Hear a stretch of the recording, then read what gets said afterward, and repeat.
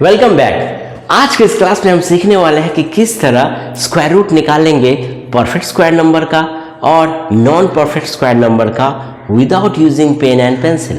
पहले समझते हैं कि परफेक्ट स्क्वायर नंबर क्या है। परफेक्ट स्क्वायर नंबर उन नंबर को कहते हैं जो किसी इंटीजर का स्क्वायर करने से आता है। जैसे 1 का स्क्वायर 1 परफेक्ट स्क्वायर नंबर है, 2 का स्क्वायर 4 एक परफेक्ट स्क्वायर नंबर है, 3 का स्क्वायर 9 भी एक परफेक्ट स्क्वायर नंबर है, 4 का स्क्वायर 16 ये भी एक परफेक्ट स्क्वायर नंबर है।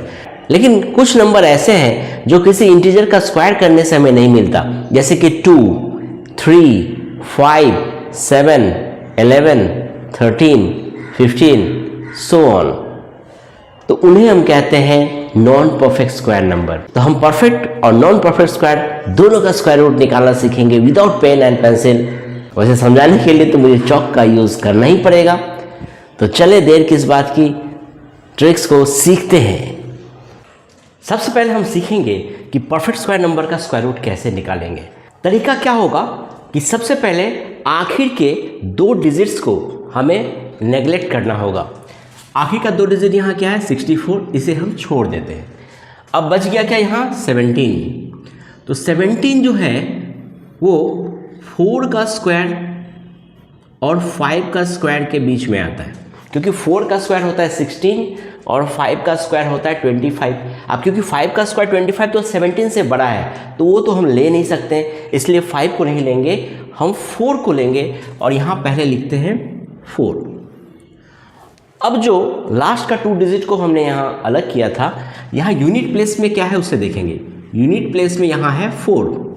अब हमें पता करना पड़ेगा ऐसा 2 इंटीजर जिसका स्क्वायर करने पर जो नंबर हमें मिलेगा उसका यूनिट डिजिट 4 होना चाहिए। 2 का स्क्वायर अगर करते हैं तो आंसर आ गया 04, यानी यूनिट प्लेस में 4 है। और 8 का स्क्वायर अगर करते हैं तो आ गया 64, यानी यहाँ भी यूनिट प्लेस में 4 है।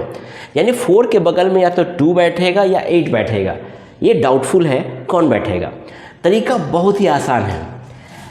यहाँ जो हमने लिया है ना 4 और 5, सिंपली हम 4 को इस 5 के साथ प्रोडक्ट करेंगे, क्या आ रहा है 20। अब ये जो 20 है ये क्या देख रहे हैं 17 से बड़ा है, यानी ये 20 जो आया है वो 17 से बड़ा है।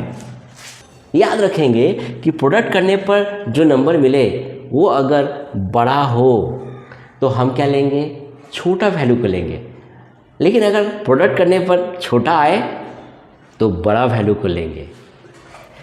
तो देखते हैं, तो 20 क्योंकि 17 से बड़ा है तो 2 और 8 में हमें किसे चुनना होगा, जो छोटा होगा। छोटा कौन है 2, यानी 42 इसका स्क्वायर रूट है।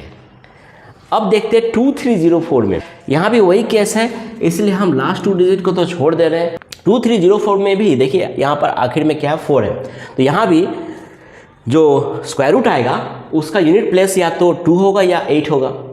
तो हमें 23 को हम देखते हैं।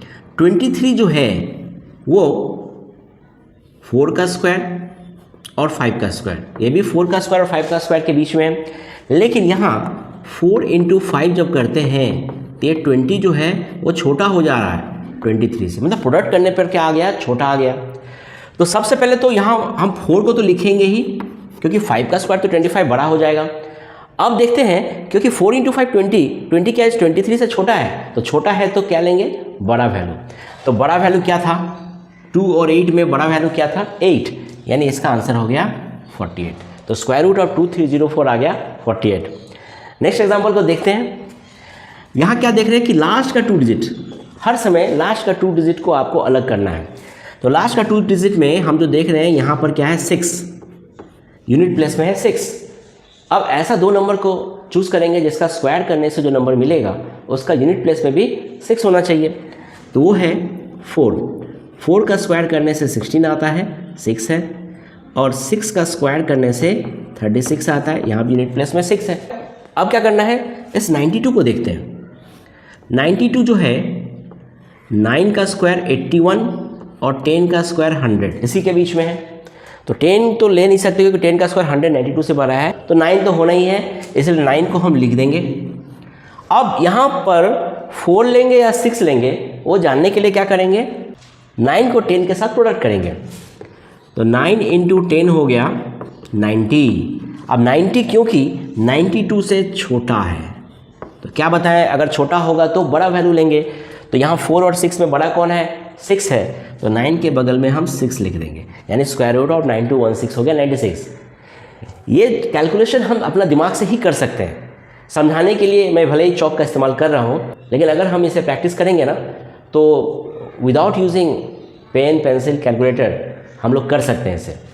आप देखते हैं 8836 में 36 को अलग कर दिए। अब 88 जो है ये भी 9 का स्क्वायर और 10 का स्क्वायर के बीच में है, तो 9 इंटू 10 हो गया 90, और 90 जो है इस 88 से बड़ा है, तो यहाँ 9 तो बैठ ही जाएगा। अब क्योंकि ये बड़ा है तो हम क्या लेंगे, 4 और 6 में जो छोटा वैल्यू उसे लेंगे, यानी क्या लिखेंगे 4, यानी रूट ओवर 8836 है 94। अब थोड़ा सा बड़ा नंबर को लेते हैं 17956।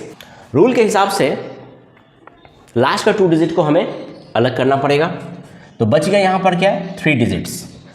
अब देखते हैं 179 13 का स्क्वायर और 14 का स्क्वायर के बीच में, क्योंकि 13 का स्क्वायर होता है 169 और 14 का स्क्वायर होता है 196।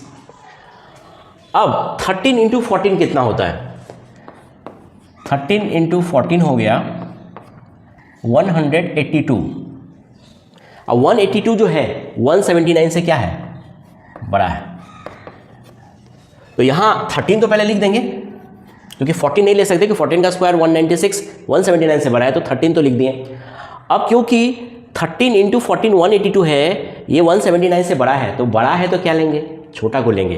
तो छोटा कौन है, यहाँ जो 6 है यूनिट प्लेस में, यानी यही केस हो गया, या तो 4 का स्क्वायर लेंगे या 6 का स्क्वायर लेंगे। तो क्योंकि यहाँ पर 182 जो प्रोडक्ट आया वो बड़ा है 179 से, तो यानी तो छोटा वैल्यू को लेंगे, तो 4 और 6 में छोटा कौन है 4, तो यहाँ पर हम 4 बैठा देंगे, और देखिए कितना इजीली हम निकाल सकते हैं। अदरवाइज हम लॉन्ग डिवीज़न मेथड में जाएंगे, वहाँ भी टाइम लगेगा, प्राइम फैक्टराइजेशन मेथड में जाएंगे वहाँ तो और ज़्यादा टाइम लगेगा। तो इस ट्रिक्स को अगर हम याद रखते हैं तो जस्ट एक बार एक झलक उसे देख लेंगे ना सम्स को, तुरंत उसका आंसर निकाल सकते हैं। अब आता है 18496। यहाँ भी देखते हैं कि लास्ट का 2 डिजिट को छोड़ देंगे, आ गया 184। 184 जो है ये भी 13 का स्क्वायर और 14 का स्क्वायर के बीच में है। अब 13 इंटू 14 अभी हमने निकाला था 182। 182 क्योंकि छोटा है 184 से, तो 13 के बगल में क्या लिखेंगे, प्रोडक्ट करने से छोटा आए तो बड़ा लेंगे, तो बड़ा कौन है 6, तो यहाँ 6 बैठा देंगे, यानी रूट ओवर 18496 का वैल्यू आ गया 136। अब नॉन परफेक्ट स्क्वायर नंबर का स्क्वायर रूट निकालना सीखेंगे। इसे निकालने में स्टूडेंट को काफ़ी दिक्कत हो जाता है, खास करके उन्हें लॉन्ग डिवीज़न मेथड को फॉलो करना पड़ता है। हाँ, लॉन्ग डिवीज़न मेथड जो है आपको काफ़ी करेक्ट आंसर देता है। आप जितना भी डेसिमल प्लेस में जाना चाहें, correct to 2 decimal place, correct to 3 decimal place, लेकिन ये जो है ये आपको आंसर क्विक देगा करेक्ट टू 1 डेसिमल प्लेस, मतलब पॉइंट के बाद 1 डिजिट, वहाँ तक आपको एकदम एग्जैक्ट करेक्ट वैल्यू देगा। लेकिन अगर हम 2 डेसिमल प्लेस 3 डेसिमल प्लेस में जाना चाहें तो शायद ये उतना एग्जैक्ट वैल्यू नहीं देगा। लेकिन एग्जामिनेशन में क्योंकि टाइम जब कम होता है तो इस ट्रिक्स को हमें यूज़ करना ही पड़ता है, क्योंकि अगर हम लॉन्ग डिवीज़न मेथड को फॉलो करेंगे तो टाइम ही ख़त्म हो जाएगा, तो सॉल्व कब होगा। इसीलिए जो ट्रिक्स बताने वाला हूँ इसे समझना हर स्टूडेंट्स के लिए काफ़ी ज़रूरी है। पहले तो समझेंगे कि 7 के आसपास में कौन परफेक्ट स्क्वायर नंबर है। कौन सा परफेक्ट स्क्वायर नंबर है, 2 है, एक है 4 और एक है 9, यानी ये 7 जो है ये 2 का स्क्वायर और 3 का स्क्वायर इसके बीच में है। 2 का स्क्वायर हो गया 4 और 3 का स्क्वायर हो गया 9। तो इस 7 को हम लिखेंगे कैसे, 2 का स्क्वायर हो गया 4 प्लस 3। अब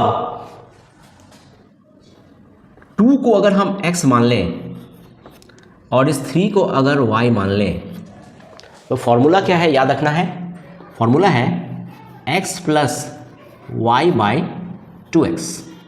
यानी अगर हम यहाँ पुट कर दें, x का मतलब है 2, y का मतलब है 3 और 2x मतलब 2 इंटू एक्स का वैल्यू 2 इंटू 2 4, यानी आ गया 2 प्लस 3/4 यानी 2 प्लस 0.75 यानी 2.75।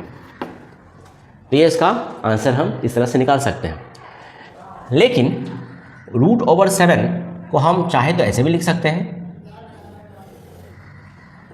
3 का स्क्वायर 9 माइनस 2, तो 9 माइनस 2 ये भी 7 है। तो यहाँ पर x का वैल्यू हो गया 3 और y का वैल्यू हो गया 2, ये रहा x और ये रहा y।